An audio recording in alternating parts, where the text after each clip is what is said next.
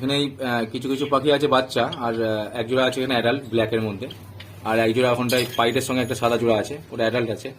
দু জোড়া আছে মোট অ্যাডাল্ট, আর বাদ বাকি সব এখানে বাচ্চা আছে কালোগুলো। আর সাদা যেগুলো দেখতে পাচ্ছ সেগুলো প্রায় সেমি অ্যাডাল্ট, বাচ্চা নয়, এগুলো অনেকদিন বয়স হয়ে গেছে। তা আগে লটের মধ্যে এই কটা বাকি রয়েছে, সাদার মধ্যে 5টা রয়েছে, আর বাদ বাকি সব সেল আউট হয়ে গেছিলো।